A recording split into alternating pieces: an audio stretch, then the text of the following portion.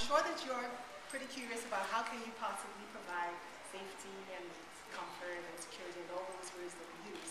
And I hope that by the time we get through with our program, you will have an idea. Now we're going to show you what we do, and hopefully you will ask us questions on how we do them. And several times we find that we say things and, oh, this is what we do, but people leave without getting concrete ideas. So we hope you get some concrete ideas. That's all stress that I had when I actually had the director of assessment ask me the question, but that's for later.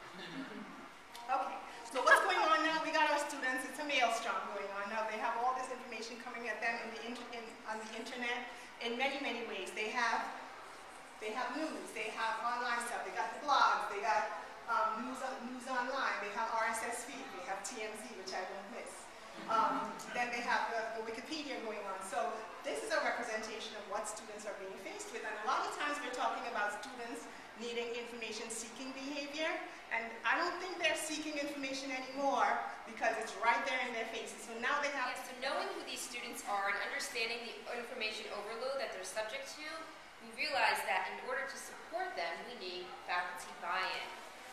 Okay? So what we did was we branded our department, we created an information literacy logo, and we used this on all communication.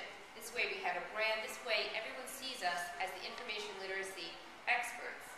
Not only that, but we participate on various committees. So we might be on the curriculum committee, the library committee of the Faculty Association, the program review committee. So we see faculty in everything that we do, everything that's involved in the curriculum. There's also an online faculty discussion board. They have monthly meetings, and we participate in that as well. And we were very lucky at our institution. We were able to get through being in these faculty meetings and communicating and putting ourselves out there. We have the associate provost requiring that faculty must send their syllabus at the beginning of each quarter to each of the faculty liaisons in the subject areas. So this way we have an opportunity to look at what their assignments are, what they're doing in the classes, and then we reach out to them. And at the beginning of every quarter, we also send out communications using our information literacy logo, and we have standard verbiage that we use, and we keep the program complete and the same throughout. But again, you still have these preconceived notions. I know when I was an online adjunct professor, I had them too. I assumed students already had research skills. I didn't even know that library services and the online environment had an information literacy component. I didn't realize that the students even needed this, or that it was required.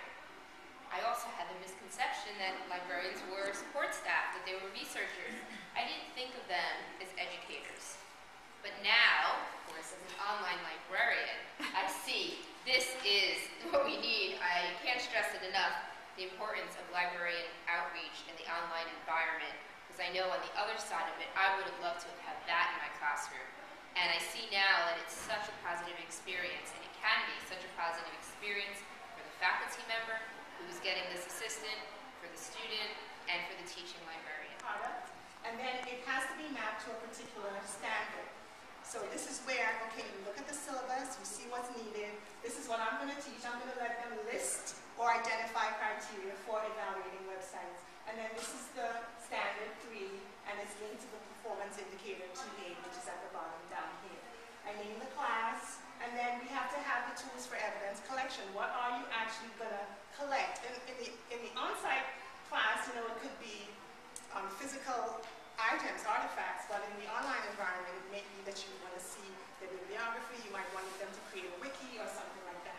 In this case, I wanted group reports via the discussion feed. So that's what happens online, where students actually, it's like cyclical, and then they actually, it's so like assessment as learning for themselves. So I critique you, you critique me.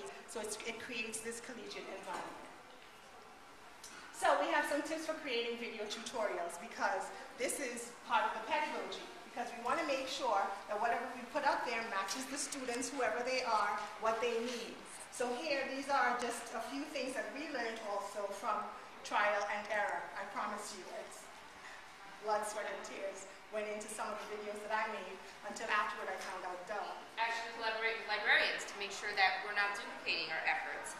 And us as librarians also need to feel that comfort and stability as well. And we find that students really appreciate what we do, which makes our lives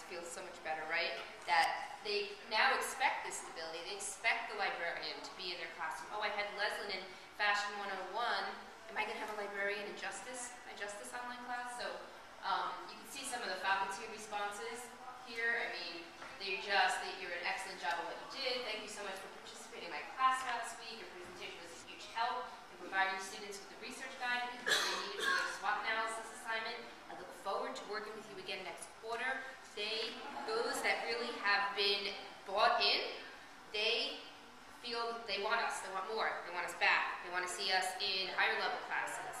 And that really, in turn for us, makes us not only professionals, but colleagues, and they also see us as educators.